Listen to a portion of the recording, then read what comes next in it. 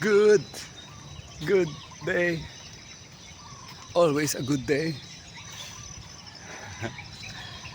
Okay. Saan papasok yung sunrise? Wala pa siya. Hindi pa siya dumarating. Parating pa lang ang sunrise. Okay. Tingnan natin kung makapwesto tayo dito.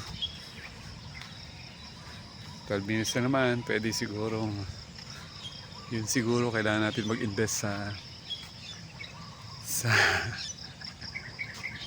tawag dyan, selfie stick para makapag makapag ganyan, no, yung pwedeng naka ganyan, pwede mo siyang no? Hanap tayo ng magandang pwesto. Makakapwesto ba tayo dito? Okay, magandang umaga. Inhale muna tayo. Inhale. Exhale. Siyempre basa dito kasi umulan. Inhale. Exhale. Malinaw ba ang camera ko? Inhale. Exhale.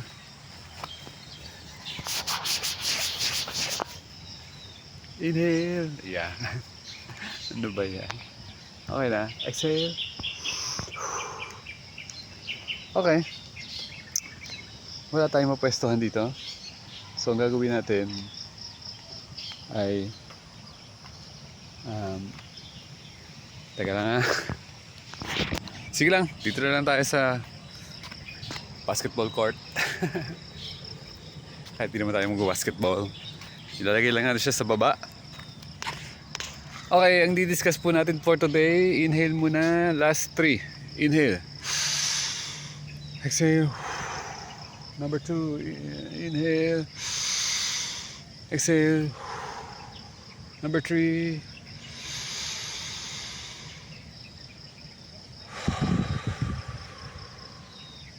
Ang sarap. Ang sarap mag-inhale sa umaga. Nagising po tayo ng alas 5 ng umaga. Anong ginawa natin? Nanood tayo ng konting YouTube kasi gusto kong matutunan paano magluto ng vegan samosa tsaka pita bread. And syempre, as promised, sinabi ko kahapon, meron tayong video regarding the agreements. So kahapon yung introduction, ngayon yung first agreement. Ano yung unang agreement? Sabi dito sa libro na to, be impeccable with your word. Siyempre kaya niya to inuna dahil ito yung isa sa mga pinaka-importante. Gaano siya ka-importante? Sabi dito, you can transcend to the level of existence I call, sabi niya, heaven on earth. Wow! Bakit naman? Simpleng isang agreement lang, ganun nakatindi yung ano. So ano ibig sabihin ng impeccable with your word? Hi, Singsing Pari. Kilala niyo ba si Singsing Pari? Pakita ka sa video. Ayan si Singsing Pari. Kilala niyo ba yan? Huwag ka pumunta sa akin. Change position. Hindi ako lapitan. Okay, first vlog natin sa ibabaw ng court. Okay. So, ano namang ibig sabihin ng be impeccable with your word? Ibig sabihin, mindful po tayo sa lumalabas sa ating bibig. Napaka-importante nun kasi nga, ewan ko ba, ako, paano ko yun i-control kasi medyo ano ko eh. Ginagamit ko yung exaggeration saka yung kabaligtaran para lagi akong nagjo-joke. So, dapat alam ng tao na talagang nagjo-joke ka o kailangan i-explain mo kaagad. Kasi yung word na lumalabas sa bibig mo, you can be funny, pero baka hindi na yun nagiging helpful sa journey mo towards your life. So, kasi ganun ka-powerful ang word. Yun ang ibinigay sa atin. Sabi dito, ito yung pinaka-importante, and ito rin yung pinaka-difficult to honor. It is so important that with just this first agreement, you will be able to transcend. Ganun siya. So, napaka-importante siya. Ibabrowse ko lang ito ng konti. Binasa ko na ito nung isang araw, yung first chapter. Bukas, yung second agreement. So, ngayon, yung first agreement. So, ano yung impeccable? Ang lalim, di ba? What's impeccable? Noong una ko ito narinig, ang lalim naman, impeccable. So, ang sabi lang dito, ang ibig sabihin ng impeccable is without sin.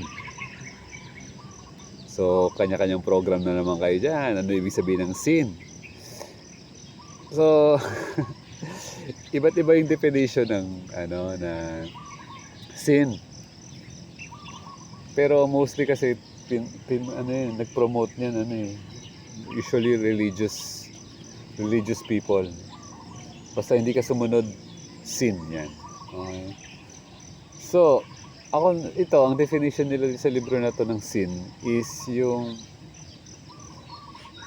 syempre, nag-define ka na ng mga bagay na masama. So, yung mga bagay na masama, yun yung sin para sa'yo.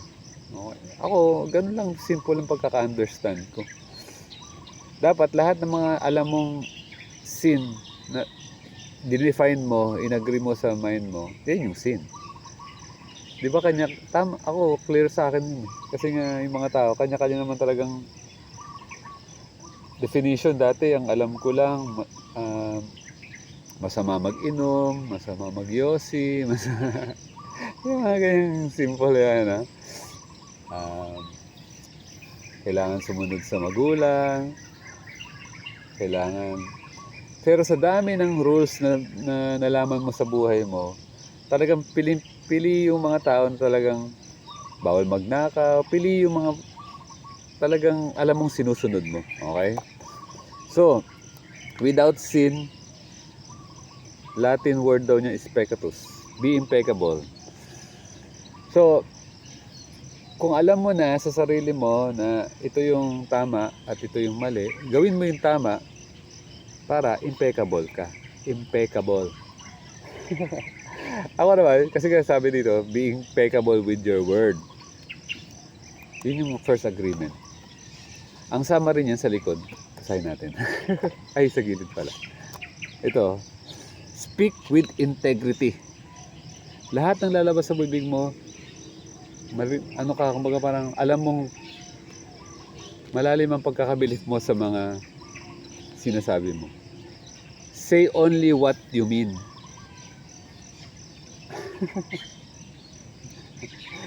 Ay, grabe. Ibig sabihin, from the bottom of your heart, alam mo, na-experience mo ba siya?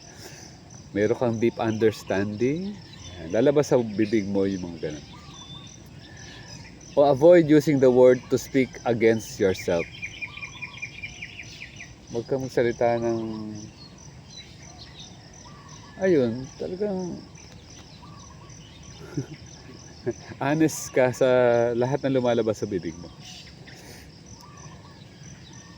And avoid using the word to speak against yourself or to gossip about others.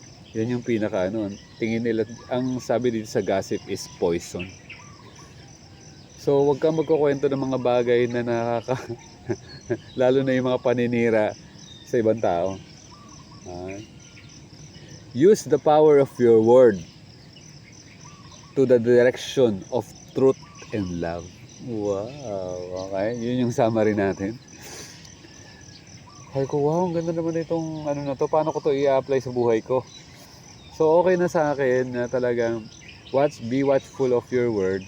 Make sure lahat ng word na lumalabas sa bibig mo are papunta doon sa truth and love. Napakasimple. Katotohanan.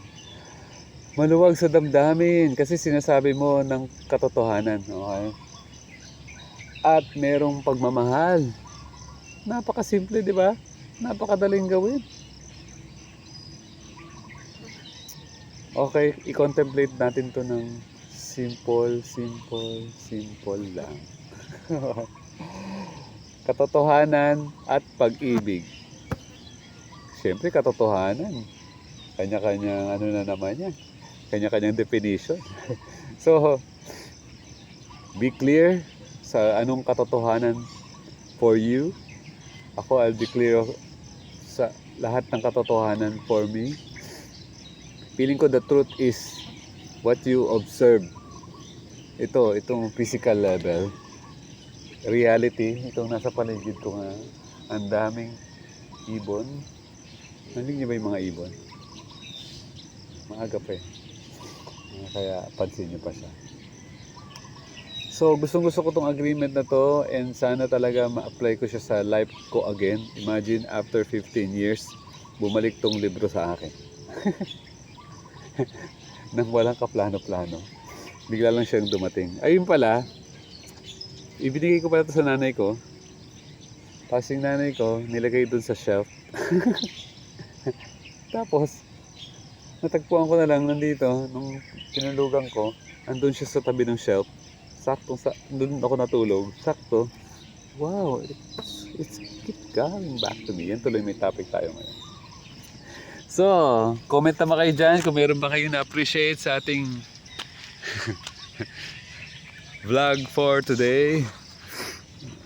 Under the basketball court.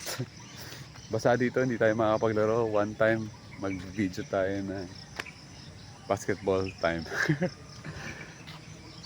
Okay, ang librong ito is authored by Don Miguel Ruiz. The Four Agreements Wisdom Book. The Wisdom Book. The Practical Guide to Personal Freedom. Okay, bukas ulit yung ating second agreement. I love you all. May you have kapayapaan, kalayaan, at kasiyahan sa buhay.